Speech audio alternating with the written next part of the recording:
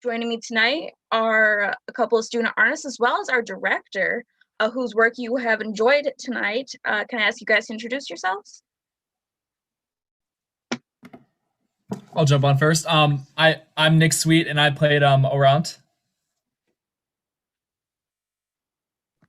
I'm Claire Bosley, and I played Eliant.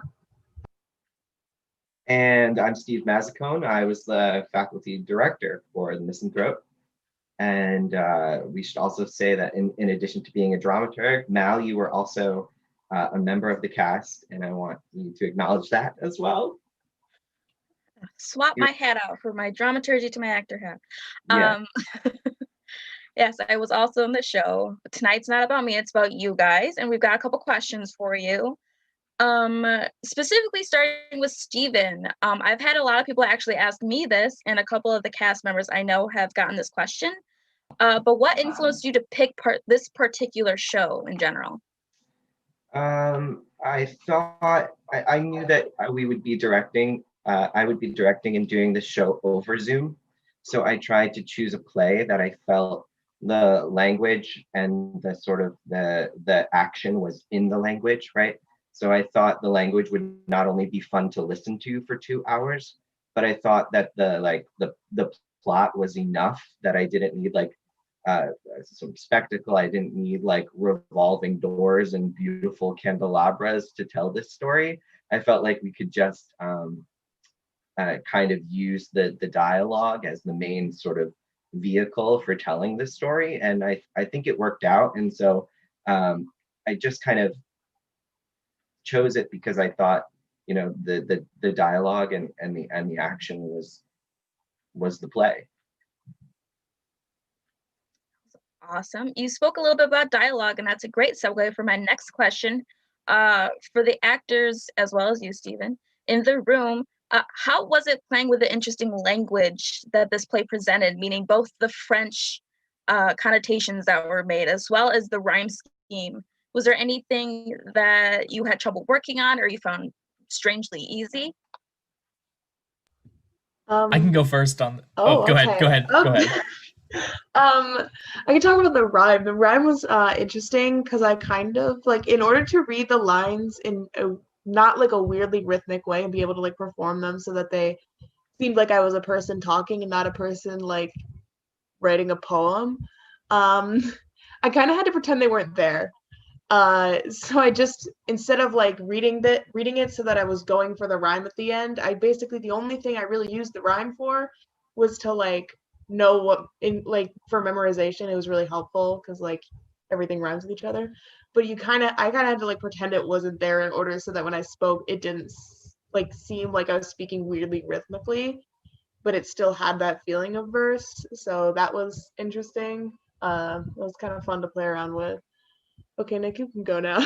Oh yeah. You kind of hit some of the points I wanted to hit. Like specifically, you wanted to say the lines in a way where it didn't feel like you were just like saying lines off of it, because like when you have like rhyming verses like that, it kind of sometimes it feels like that you may just be like kind of repeating lines off of a page. So you try to make distinctions in each different line to like make it feel like that this is like natural dialogue coming from you. So yeah, it was a lot of fun playing around with it. Thanks, Nick. Stephen, do you have any comments about watching your actors go through navigating this rhythmic play and dealing with this language that most of us were not used to? Yeah, so I think had we had maybe like the usual 8 weeks for a collegiate production, we probably would have been able to spend a little bit more time on understanding the mechanics of verse and maybe get a little bit into even just looking at the beat structure and the syllable structure. But you know, with 2 weeks of rehearsal, one of the things that I kind of hoped would happen naturally, which I think did, was that just by doing a lot of table work on meaning and connotations with a lot of help from the dramaturgy team, that at least giving the actors the tools to understand what they're saying would sort of help the ease and flow and maybe the naturalness that we were going for. So so that was kind of the main focus of the dialogue, is that the language is quite heightened, but we were of course doing a more modern production. So the idea of making it feel contemporary and making that kind of play with the speech is nice. And the tricky thing with the dialogue is that, yes, we get these beautiful rhyming couplets, but it would actually be quite boring to listen to couplet after couplet after couplet. And so the idea of giving meaning and then activating the meaning with acting choices and verbs and objectives, obstacles, all those wonderful acting tools, sort of made it lively in a way that just kind of occurred out of the work that we were doing. Okay. I love that answer, actually. And it's like you're made to be my segue, I swear. I did have my next question actually does have to deal with the modernization of the show, specifically for my actors in the room. How did you manage to develop your character, given that the play is from a old French society, heightened language, and now we're putting our modern twist on it with social media and everything? How did you navigate that to create your own version, brand new character for the show specifically? I can start this time. I think we had a very unique like version of developing characters for the show, because when we were doing table work, we sat down and we looked at the show from a modern context. So anything that the characters did, we were like, how would this translate to a modern context? So for example, my character Orant, in the original like kind of script, what happens was he writes like this book full of like lies and things and like works that he says Alcest wrote this. And so when Steve and I, we were talking about how this would like translate, and we kind of came up with this idea of like the burn book, of like he wrote down all these like bad things about other people in this book. And it was cool because it brought like a modern context to it and helped me understand the character better, and like how exactly like this character would act if he lived on a college campus. If he was like standing right next to me, how would he act right now? So it was like very cool to explore that. There's my unmute button. So I thought it was like kind of fun to play around with it because there is so much, at least with my character, there was a lot of room for interpretation in terms of what the general like lifestyle that I have is, because I feel like there are two ends of this. There's three female characters in the show. There's two ends of the spectrum. There's Solomon and there's Arsinoe, and then Elian's like in the middle. And so it was like cool because I could kind of mess around with it a little bit and be very creative with how I interpreted my character. I went with a very like I kind of find enjoyment with other people gossiping, but at the same time I'm like, all right, y'all are a little dramatic. So and I have a very neutral, non-confrontational social media presence. As you can see, like Arsinoe and Selman are like subtweeting everyone all the time. And then I was just kind of like, I was subtweeting, but in a way that it was like, y'all just gotta calm down. Like, let's all just be friends. Like, it wasn't an angered subtweeting. It was a very, very mellow subtweeting. It was weird. No, people don't subtweet like that, but it was a lot of fun to play with that, and a lot of fun to just play with like little tiny things, like when you were like, hey, what's your character's major, and like what kind of like things does your character do on like this college campus that we've created, and to like do that helped me to kind of develop the mannerisms that I had as a character. So I think that was a lot of fun, and I think because this is such a classical show that can be like manipulated into a lot of different ways, it gave me a lot of wiggle room for what I wanted to do with my character, and I had a lot of fun with it. So they're all awesome answers. You guys are awesome. We do have some questions coming in from the chat, which is amazing. I know, so shocking. Angel Victoria Tyler asked, what is your favorite scene that you're a part of? My favorite scene is the first scene that I am in, which is Act 1, Scene 2. It is so much fun to play off of Kieran and Phil in that scene, and just the energy between us. Like, it's hard to have energy when you're alone in a room doing a production over Zoom, but I could really feel it coming through when we were just throwing insults back at each other that were in the script. So that was my favorite scene. well, Angel Victoria Tyler, My favorite was probably the scene I have with Volant and Alcest, where the previous scene right before it, I was like, if I'm his second choice, that's okay. And then he comes in and is like, "You're my second choice," and I'm like, you know what? That's not okay. Actually, I've changed my mind. And it was like fun to play with it, to be because I literally just within 5 minutes I get like literally two men are telling me that they suddenly are like in love with me, and I'm like, wait a minute, hold on, let's back up. um, so I think that that's just a really fun development, and if I can count those two as one scene, that would be like my one scene that I like the most, because I like the weird development that happens between those two scenes where I'm like, oh my god, yeah, I'd totally be willing to be a second choice, and I'm like, never mind. And it's just a lot of fun. Those are awesome. Kind of like a counter question to the same one is Steven, you could probably answer this one as well, just to hop back in. But what was your favorite scene that you weren't a part of? Or for Steven, what was your favorite scene in general that you enjoyed either watching or working on with your actors? Um, so one scene that I would always giggle at is the Selim and Arsinoe scene in Act 3. It's just the insults in that scene are so funny, and the sort of surprise and shock of Arsinoe as she hears these things come at her. It's like, I don't, it's like a comic whiplash where it's just one character is just set up and then there's a punchline so many times.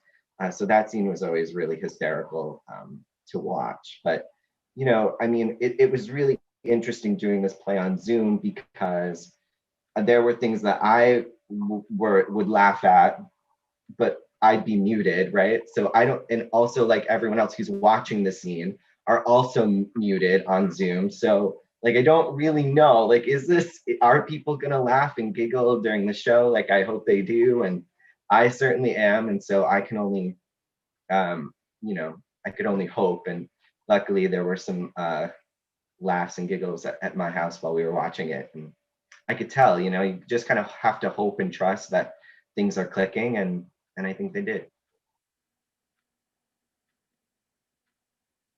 Awesome Um, answer. I'll pass it to Nick. Nick, what you got?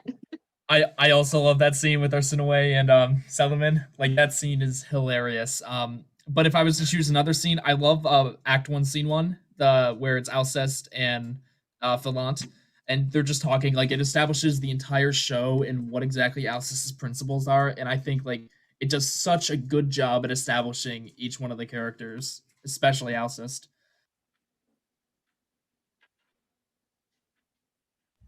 Oh man, I really thought I was like special when I was gonna say that my favorite scene was the Solomon and Arsinoe scene. I thought that I wasn't gonna that I thought that I was gonna be the only one that said that. I thought I was gonna be like, but apparently not. So I just love that scene. I think that scene's so funny.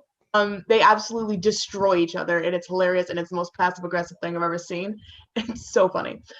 Another scene, because now I feel like I need to contribute something else to this discussion, um, would probably be the like both of those like salon scenes, the one at the beginning and one at the end. I think that I just love it how passive aggressively Sullivan roasts every single person in her life. She absolutely destroys every single one of them. And it's so mean, but it's like so funny. That sounds terrible, but like it's very funny to watch. And then at the end when she like you see that she does it to everybody she knows and you're just like that one's not as like funny. That one's just like, wow, okay, she's garbage. Okay, she's that mean. So that was very fun. Those are very fun scenes. I think we're all taken back. We're like, wow, the shade that's coming out of this woman. Um, we have another question from the chat from our one and only Natalie Griffin. She asks the rest of us, who was your favorite character in the show other than your own?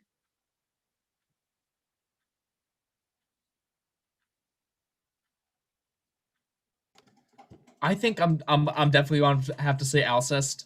I love how plain and blunt he is. Like it's part of like what makes him like a funny character is because he just like he feels like he's stuck in this world where everything just does not make sense to him, and so he has these multiple freakouts throughout the show where he's just like, why is everything like this?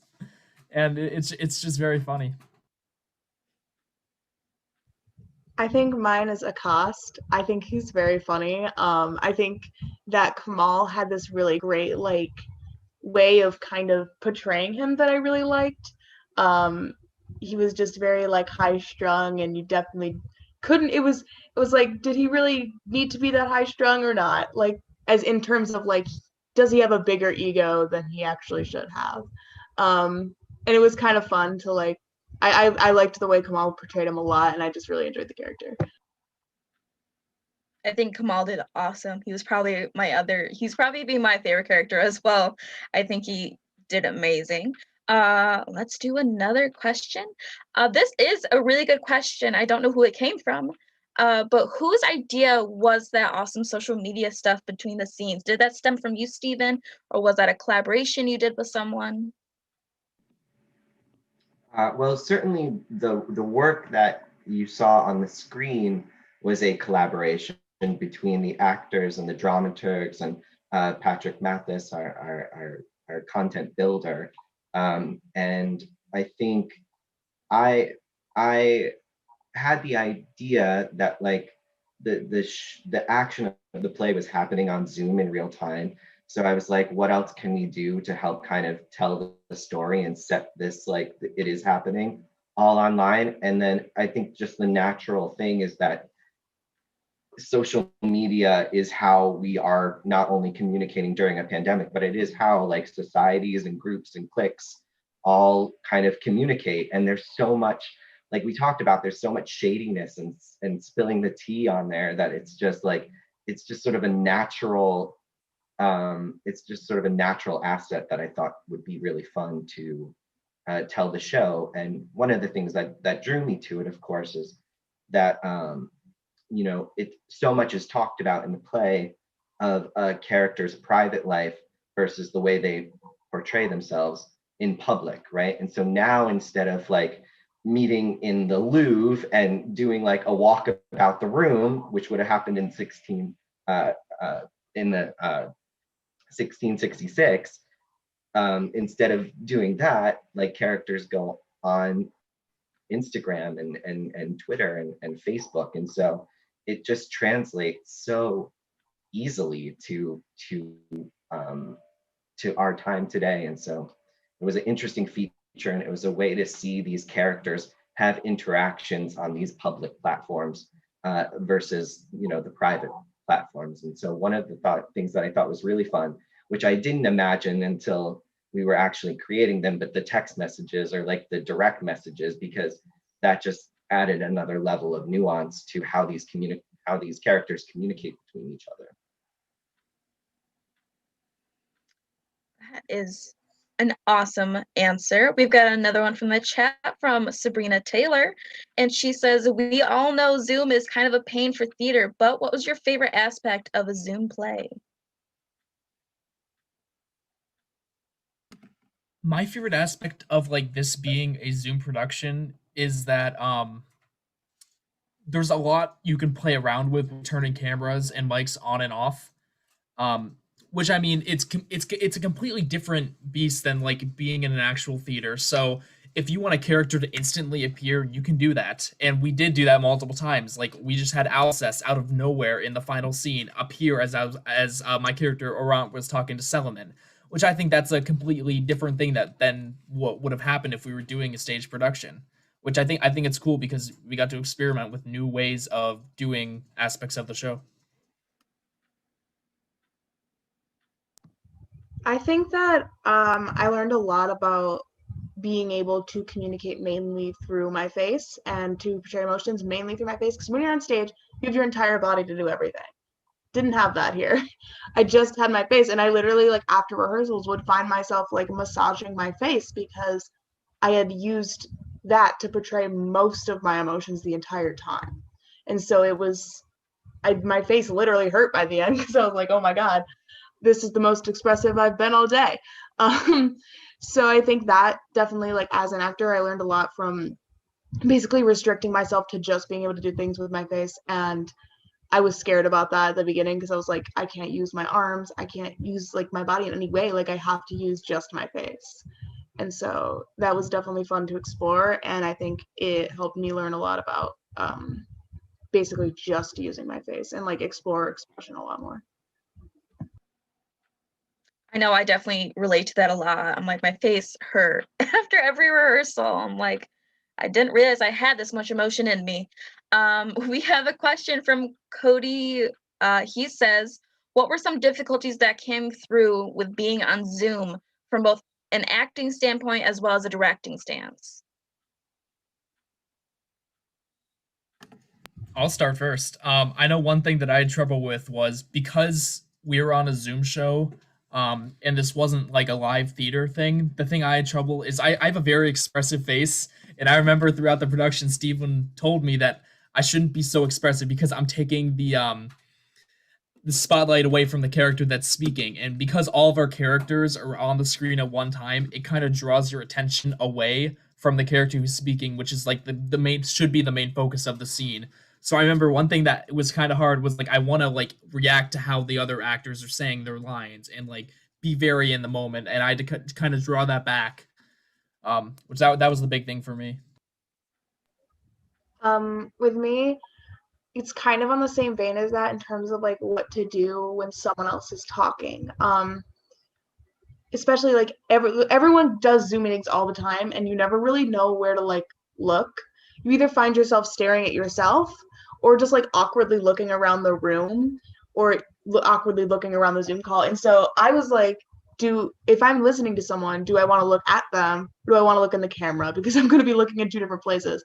And I actually when I was watching the show, it's really funny because the screen like didn't really translate the way it was on my screen. So like Alcest would be up in the corner and I'd be looking at him, but he was in the bottom corner of my screen. So I'd be looking like this and he'd be talking up there. And it just did not look right. So it was interesting because especially me, I look around a lot when I talk, and I like had to be like told like you're looking all over the place. And I'm like, yeah, didn't realize that because I also like find it hard to do proper expression when I'm looking at myself because I'm like being judgmental, like, oh God, do I look weird? But if I don't look at myself, I don't see if I don't judge myself being like, oh, you look weird, like I can't see what I look like, so I don't have to pay attention to it. Nick touched on what I was thinking was that as a director, I have to sort of be mindful of what the focal points are and kind of be the first audience to see a play. And like, I have to kind of remove my expectations and just kind of watch and kind of see where my eye goes and make sure it goes to like the right person, the right event, the right action, you know? And so it's kind of hard on Zoom where everyone is in their own box and kind of given equal weight. So that's why, you know, encouraging sort of stillness, active listening was all kind of important because the tiniest thing can draw an audience's focus and they're only watching the recording once, you know, so that was sort of tricky. The other thing that is just sort of difficult about being on Zoom is just a way of working that is, you know, that feels like you're all in the same room together, right? So the idea of people kind of talking over each other or maybe make like someone doesn't feel like they want to jump in and say something because they like will have to unmute and then there'll be a thing, you know? So much of reading each other in the room is, you know, gestures and their physicality. And if someone's like pulling back or shy, like it's really hard for me as a director to kind of like make sure that everyone's getting like everyone's getting sort of the time and concentration that they deserve when they're sort of building a role. So I really try to be in tune with the energy in the room and how everyone's feeling. And it's really, really hard on Zoom because, you know, if the screen's not shared or if they're like half there, or if there's a little connection issue, if their bandwidth is just a little behind, it's like I'm always kind of like, am I talking? Am I being listened to? Like, what's going on? So that it's just that's sort of the difficult thing about the medium. Awesome. We're getting so many questions from the chat, so many.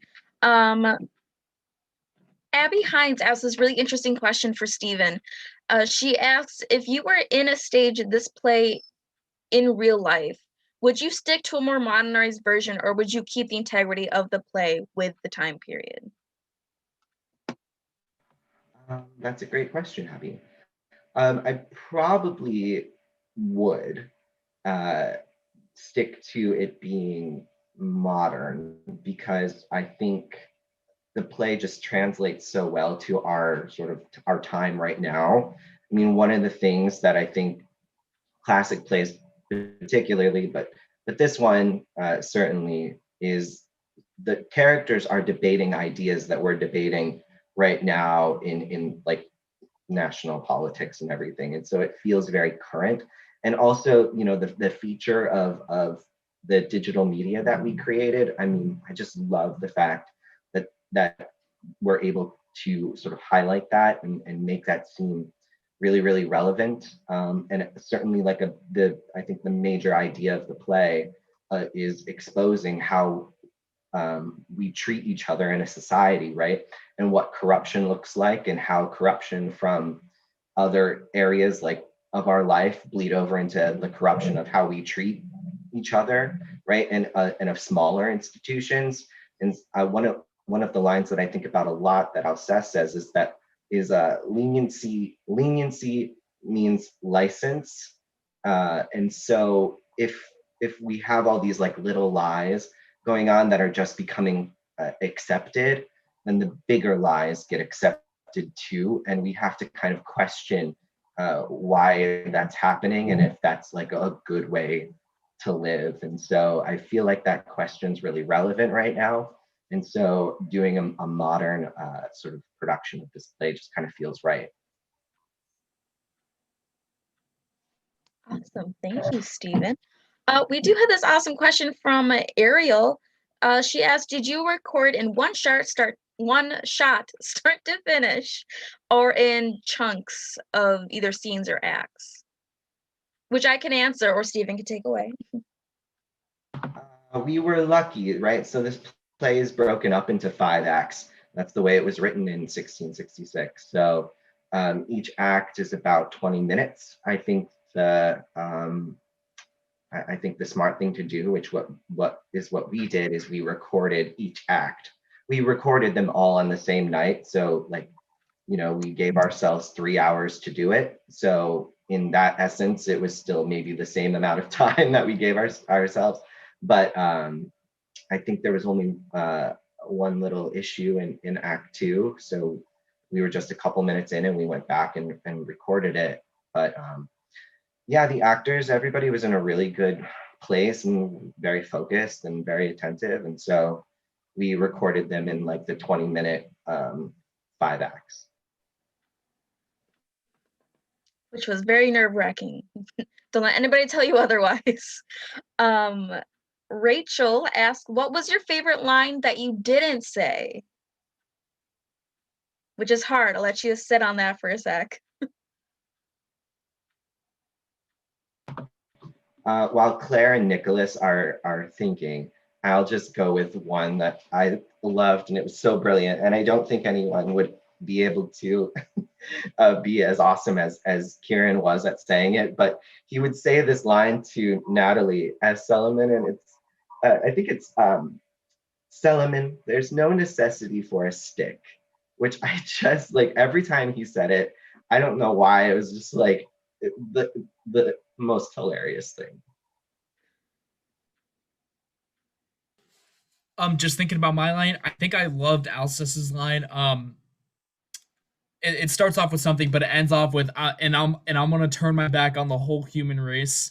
I don't know why, but I always kind of chuckled at that line. I don't know. I just found it kind of funny, and I like the idea of him just like abandoning everyone, which is kind of what he sort of does at the end of the show. So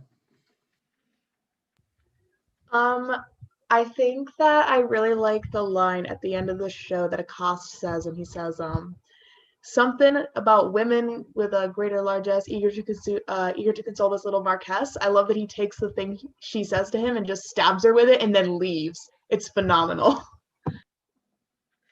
leave it to Kamal to do that little stick at the end. Amazing, amazing. I have one final question for my wonderful people in the room that I have to ask. I said, was there anything in particular while working on the show that you found surprising?